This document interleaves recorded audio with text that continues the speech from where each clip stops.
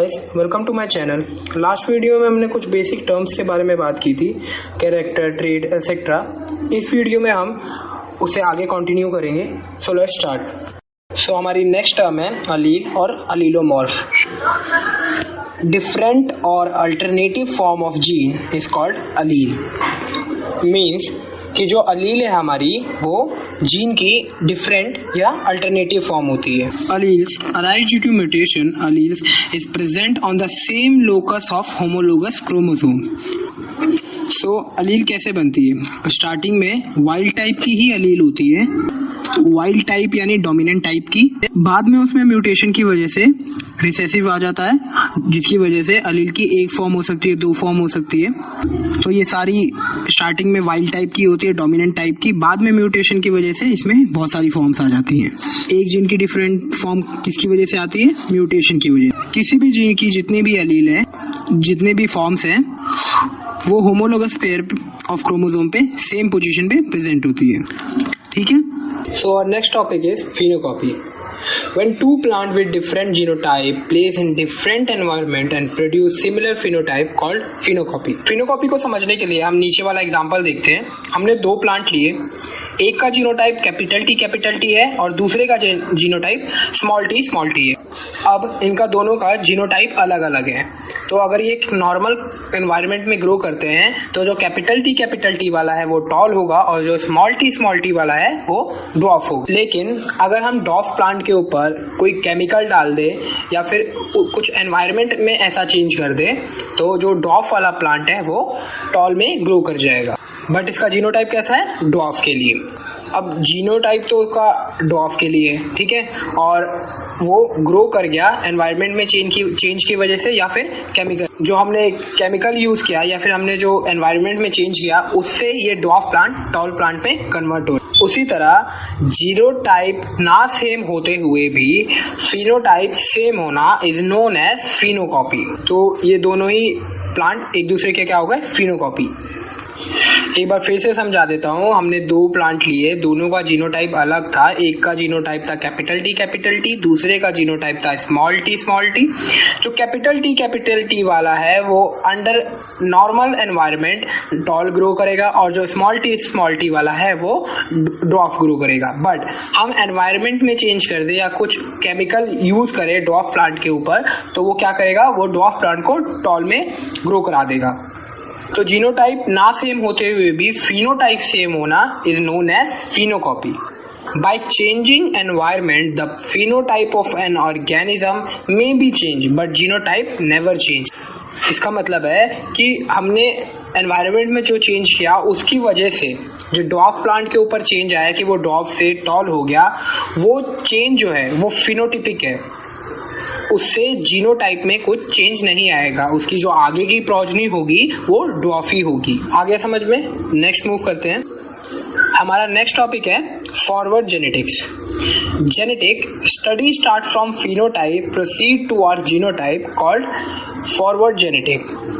तो forward genetics का मतलब है कि फिनोटाइप को देखते हुए जीनोटाइप डिसाइड करना या जीनोटाइप लिखना is known as forward genetics. जो मेंडल ने किया था कि पी प्लांट के फिनोटाइप को देख के पी प्लांट का जीनोटाइप डिसाइड किया था, टॉल एंड ड्वार्फ। तो इसका एग्जांपल क्या है? Mendelian genetics. Reverse genetic forward genetic का जस्ट अपोजिट है। Genetic study from genotype and proceed toward phenotype is called reverse genetic.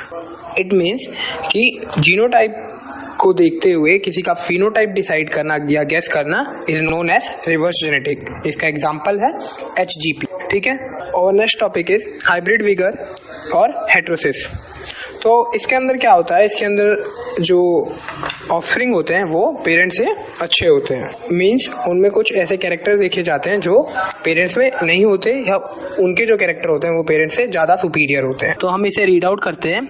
Superiority of offspring over their parent called hybrid vigour. This is due to heterozygosity. एक example से समझते हैं। जैसे हमने एक small plant लिया जिसका जीनोटाइप स्मॉल टी है, उसको क्रॉस कराया किसी टॉल प्लांट के साथ जिसका जीनोटाइप कैपिटल टी है, तो जो उनकी ऑफस्प्रिंग आएगी वो कैसी आएगी? कैपिटल टी स्मॉल टी वाली, जो सुपीरियर है अपने पेरेंट्स से। ठीक है, आगे समझ में? तो इन शॉर्ट किसी क्रॉस में जो प्रोजेनी है वो पेरेंट से सुपीरियर आए तो that cross is hybrid vigour cross या heterosis. Inbreeding depression, loss of hybrid vigour due to inbreeding is called inbreeding depression. तो इसका मतलब है कि जो हाइब्रिड विगर आप जानते हैं उसमें क्या होता है, जो ऑफस्प्रिंग होती है हमारी वो पेरेंट से सुपीरियर होती है, बट इनब्रीडिंग डिप्रेशन में क्या होता है, जो हमारी ऑफस्प्रिंग होती है वो पेरेंट से इन्फीरियर होती है। मतलब पेरेंट के अंदर कोई कैरेक्टर अच्छे से डेवलप है तो वही कैरेक्टर इसके अंदर कम डेवलप होगा या इन्फीरियर। तो इट मीन्स हाइब्रिड विगर जानते हैं आप, उसमें क्या होता है कि जो ऑफस्प्रिंग होता है वो पेरेंट से सुपीरियर होता है, बट इनब्रीडिंग डिप्रेशन में क्या होता है कि जो ऑफस्प्रिंग है हमारा वो इन्फीरियर होता है पेरेंट से। इसको एक एग्जांपल से समझते हैं। अगर हम एक क्रॉस कराते हैं capital A capital B small B cross with capital A capital B small B, तो अगर हम इसे क्रॉस कराते हैं और इसके अंदर इनब्रीडिंग डिप्रेशन आ जाता है तो हमें जो भी आगे कैरेक्टर देखने के लिए मिलेंगे वो रिसेसिव ट्रेट के मिलेंगे, यानी स्मॉल ए स्मॉल बी। तो इसमें कोई भी डोमिनेंट कैरेक्टर नहीं है, तो इसका मतलब क्या हो जाएगा कि जो ऑफस्प्रिंग है, जो बच्चा है, वो पेरेंट से भी लो है। So our next topic is genome, total genetic material present in monoploid cell of an organism. It means total number of gene that is present in a haploid set of chromosome। मतलब अगर human के पास 46 number of chromosome है तो उसका जो half होगा 23, उस 23 में जितना जीन होगा वो टोटल जीन को जब आप एक साथ रख दोगे तो उसे हम क्या कहते हैं? जीनोम कहते हैं। ठीक है, आ गया समझ में? अब आप लोगों के लिए यहाँ पे एक एक्स्ट्रा पॉइंट है कि नाइट्रोजन बेस से न्यूक्लियोटाइड बनता है, न्यूक्लियोटाइड से जीन बनता है, जीन प्रेजेंट होता है किस पे? क्रोमोसोम पे, और क्रोमोसोम बहुत सारे क्रोमोसोम कंबाइन होके क्या बनाते हैं? जीनोम बनाते हैं। ठीक है, ये एक एक्स्ट्रा पॉइंट है, इसको याद रख लेना। आपने 11th क्लास में बायोमोलिक्यूल में पढ़ा भी होगा, नहीं पढ़ा तो मैंने बता दिया, एक्स्ट्रा पॉइंट है। ठीक है, नेक्स्ट हमारा टॉपिक है मेंडलिज्म। तो अब हम मेंडलिज्म के बारे में पढ़ेंगे। जो मेंडल था उसका पूरा नाम क्या था? Grigor John Mendel. मेंडल का पूरा नाम क्या था? Grigor John Mendel. उसने गार्डन पी के ऊपर एक्सपेरिमेंट किया था, ये आपको पता है। ठीक है, जो मेंडल था उसके अकॉर्डिंग फैक्टर को आप जीन भी कहते हैं, बट उस टाइम पे मेंडल फैक्टर कहता था उसे। तो मेंडल के अकॉर्डिंग फैक्टर जो था वो स्टेबल था और डिस्क्रीट था। डिस्क्रीट मतलब कि वो चेंज नहीं होता है।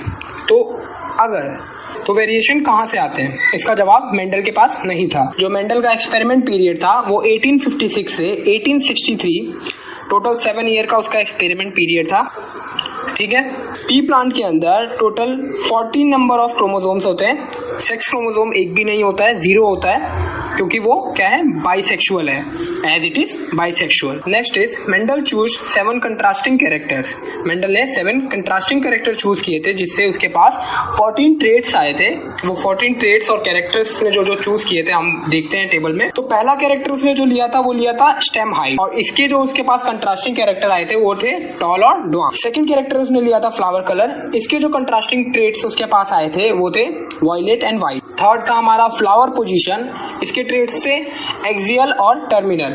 फोर्थ था हमारा पॉड शेप, इसका जो ट्रेट हमारे पास क्या था? Inflated constricted. फिफ्थ जो हमारा था वो था पॉड कलर, जिसके ट्रेट हमारे ग्रीन एंड येलो थे। सिक्स था शीड शेप, जो उसके ट्रेट से वो क्या थे? Round and wrinkled. सेवन था हमारा सीड कलर, और उसके ट्रेट क्या थे? Yellow and green. He published his work in 1866। Mendel work was not recognized until the turn of the 20th century.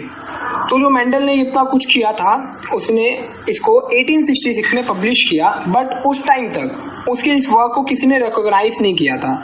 इसका जो वर्क था वो कब रिकॉग्नाइज हुआ था? 20th सेंचुरी में। Mendel work rediscover by 3 scientist. तो जो मेंडल का जो रिकॉग्नाइज किया था या उसको रीडिस्कवर किया था उसके काम को, वो 3 साइंटिस्ट ने किया था। उस साइंटिस्टों के नाम ये है। पहला साइंटिस्ट था हमारा ईगो डी वेरिस, जो कि हमारा डच बॉटनिस्ट था। दूसरा हमारा साइंटिस्ट था एंड्रिच वॉन टेस्मार्क, जो कि हमारा एग्रोनॉमिस्ट था। थर्ड था हमारा कार्ल कॉरेंस, जो कि जर्मन बॉटनिस्ट था।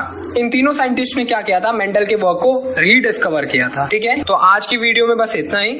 नेक्स्ट वीडियो में हम मोनोहाइब्रिड क्रॉस के बारे में देखेंगे। Thank you for watching.